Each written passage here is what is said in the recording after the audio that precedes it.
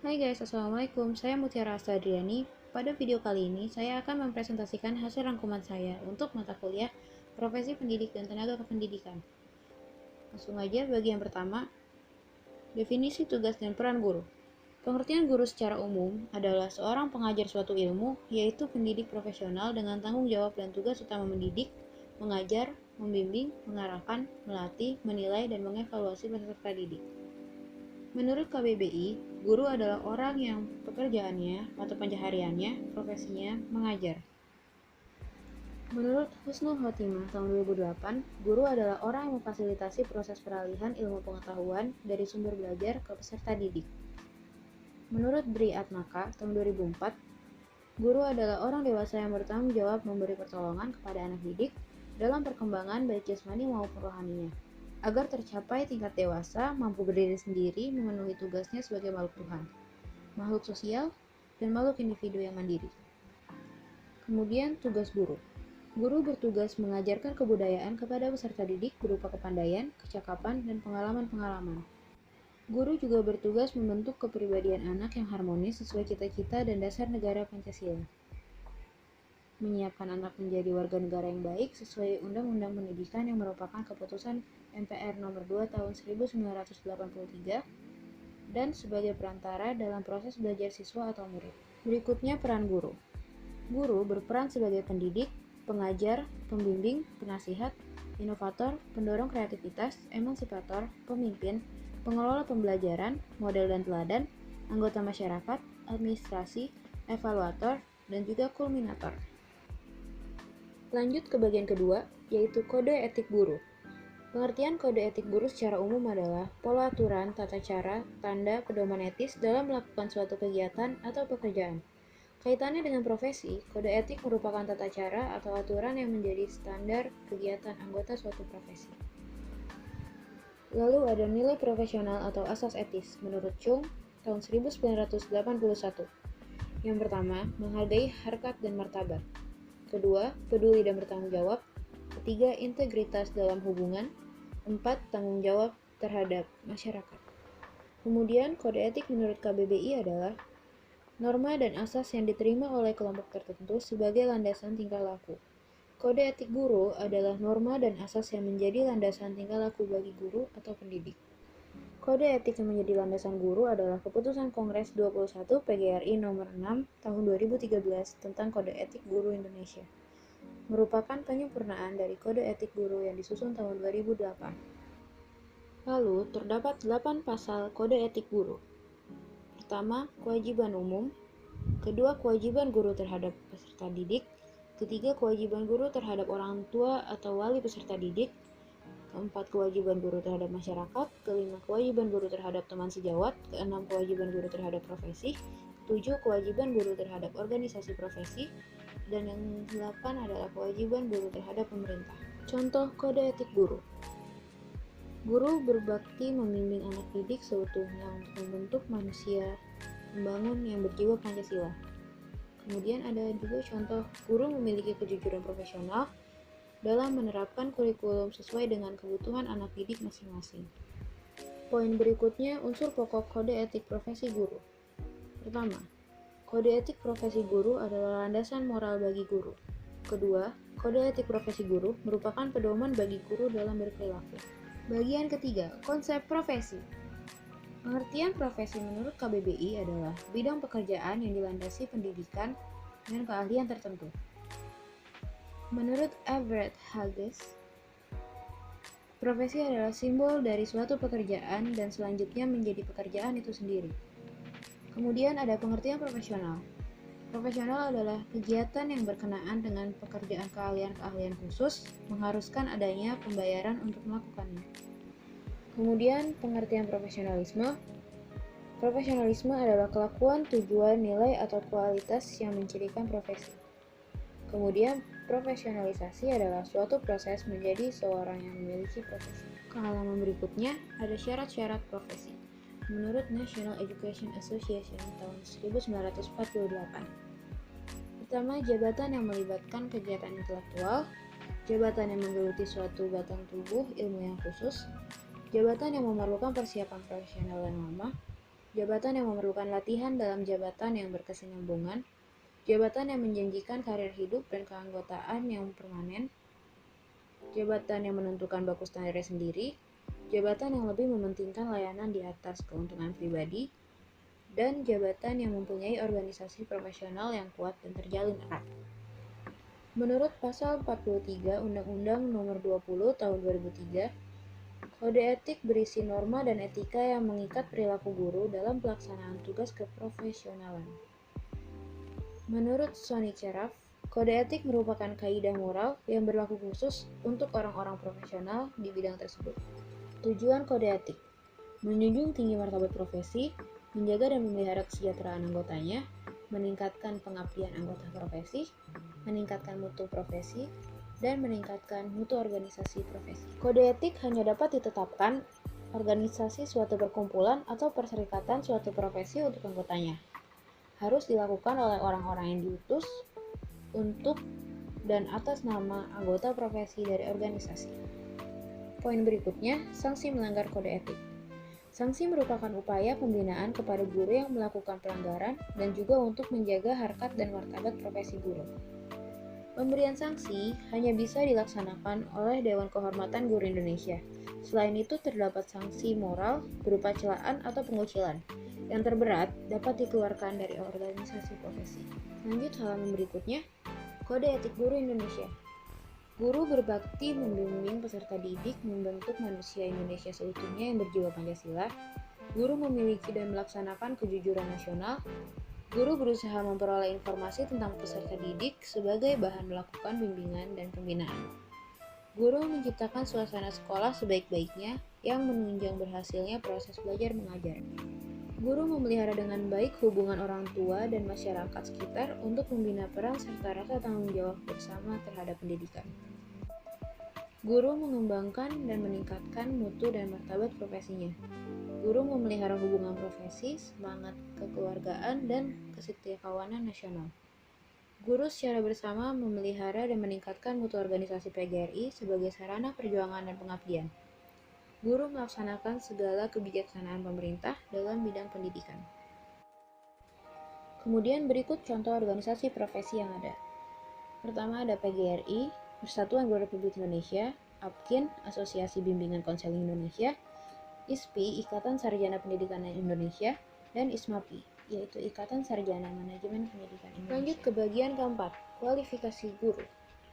Pengertian kualifikasi menurut Peraturan Pemerintah Nomor 9 Tahun 2005.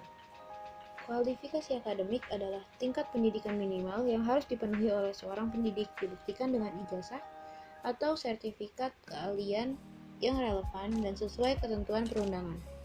Berlaku pasal 28 ayat 2.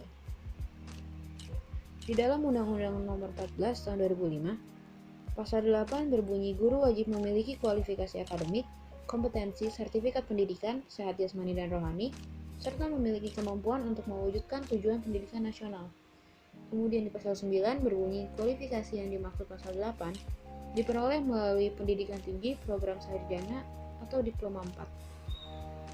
Kemudian ada pengertian kompetensi. Kompetensi merupakan kemampuan melakukan sesuatu yang dimensi-dimensinya meliputi pengetahuan, sikap, dan keterampilan. Ada 4 kompetensi yang harus dimiliki oleh guru menurut UU SPN Nomor 20 Tahun 2003 Pasal 10. Yang pertama ada kemampuan pedagogik, yang kedua kompetensi kepribadian, ketiga kompetensi keprofesian, dan yang keempat kompetensi sosial. Poin berikutnya adalah karakteristik kompetensi guru. Pertama, guru mampu mengembangkan tanggung jawab dengan baik, mampu melaksanakan peranan-peranannya secara berhasil, mampu bekerja dalam usaha mencapai tujuan pendidikan, dan mampu melaksanakan peranannya dalam mengajar dan belajar dalam kelas. Kemudian manfaat uji kompetensi guru adalah sebagai alat seleksi penerimaan guru, penting dalam rangka pembinaan guru, penting dalam rangka penyusunan kurikulum, dan penting dalam hubungan dengan kegiatan dan hasil belajar siswa. Kemudian pengembangan kompetensi guru yang pertama, peranan LPTK dalam mengembangkan kompetensi profesional para guru. Yang kedua ada pengembangan kompetensi tenaga kependidikan berdasarkan kurikulum Universitas Pendidikan Indonesia UPI Bandung. Bagian kelima, organisasi profesi. Pengertian organisasi profesi menurut Pasal 1 Undang-Undang Nomor 14 Tahun 2005 adalah perkumpulan berbadan hukum yang didirikan dan diurus oleh guru untuk mengembangkan profesionalitas guru. Undang-Undang Nomor 14 Tahun 2005 tentang Guru dan Dosen, Pasal 41. Ayat 1, guru membentuk organisasi profesi yang bersifat independen. Ayat 2, organisasi profesi sebagaimana dimaksud pada ayat 1 berfungsi untuk memajukan profesi, meningkatkan kompetensi, karir, wawasan pendidikan, perlindungan profesi, kesejahteraan, dan pengabdian masyarakat. Ayat 3, guru wajib menjadi anggota organisasi profesi. Ayat 4, pembentukan organisasi profesi sebagaimana dimaksud pada ayat 1 dilakukan sesuai dengan peraturan perundang-undangan. Ayat 5, pemerintah dan atau pemerintah daerah dapat memfasilitasi organisasi profesi guru dalam pelaksanaan pembinaan dan pengembangan profesi guru. Selanjutnya ada 6 organisasi profesi legal berdasarkan Surat Kejadian GTK 4 Desember 2015.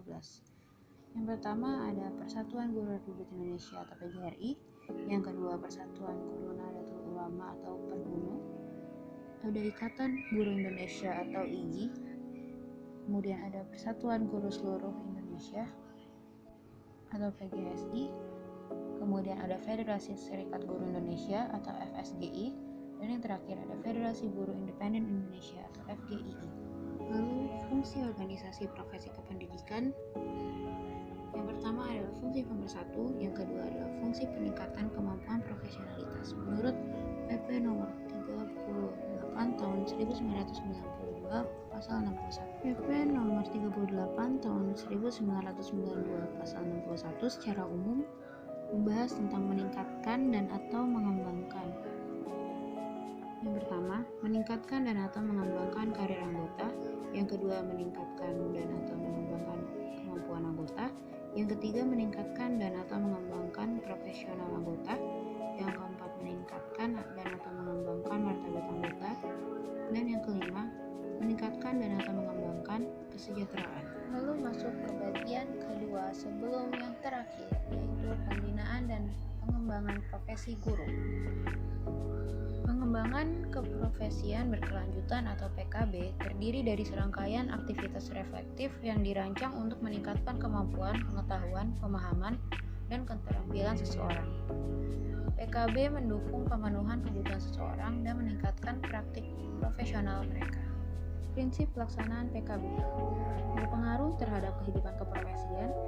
PKB harus menjadi bagian dari siklus aktivitas yang lebih panjang yang akan mengarah pada peningkatan keterampilan atau pengetahuan guru untuk mendorong murid mencapai tingkat kinerja yang lebih tinggi.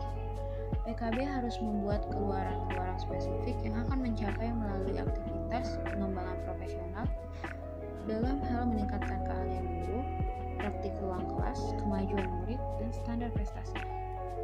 Pelaksanaan PKB harus memilih, merencanakan, dan mengevaluasi peluang PKB dalam cara yang sistematik. PKB harus mencakup prosedur monitoring untuk verifikasi pengetahuan dan keterampilan yang didapat berhasil diterapkan di kelas. Berikutnya, penyelenggaraan PKB. Pengembangan keprofesian berkelanjutan perlu di manajemen. Di dalam manajemen tentu akan ada perencanaan, pengorganisasian, pelaksanaan, dan pengawasan. Pada pelaksanaan PKB, sekolah melaksanakan kegiatan yang telah direncanakan. Sementara di luar sekolah, guru dapat membangun jejaring dengan mengunjungi sekolah lain, menghadiri konferensi, pelatihan bersama, dan lain sebagainya. Terdapat beberapa dasar hukum PKB. Yang pertama, Peraturan Menteri Negara Pendayagunaan Aparatur Negara dan Reformasi Birokrasi Nomor 16 Tahun 2009 tentang jabatan fungsional guru dan angka kreditnya.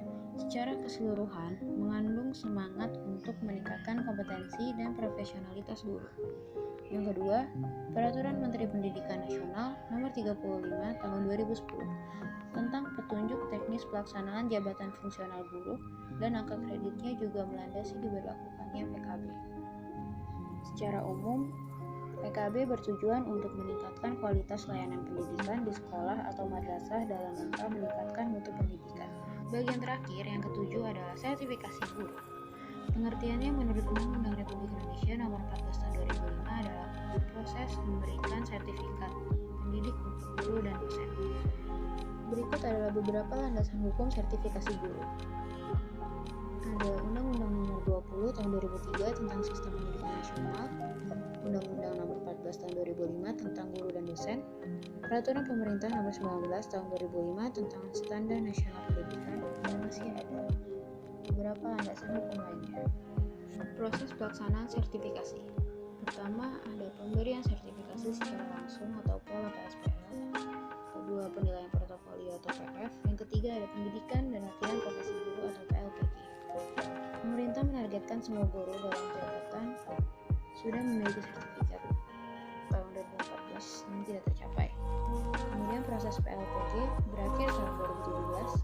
Selanjutnya sistem sertifikasi guru menggunakan pola PLPG atau pendidikan profesi guru. Sertifikasi memiliki dua manfaat. Yang pertama, pengawasan mutu dan penjaminan mutu. Syarat peserta sertifikasi yang pertama adalah memiliki kualifikasi minimal S1 atau D4. Yang kedua, guru PNS dan non-PNS pada sekolah negeri atau swasta. Yang terakhir, ada tujuan sertifikasi guru. Yang pertama, menentukan kelayakan guru dalam melaksanakan tugas sebagai agen pembelajaran, meningkatkan profesionalisme guru, meningkatkan proses dan hasil pendidikan. Yang terakhir, meningkatkan kesejahteraan guru. Selesai. Sekian penjelasan singkat dari saya, kurang lebihnya mohon maaf. Terima kasih banyak bagi yang telah menonton video ini. Wassalamualaikum warahmatullahi wabarakatuh.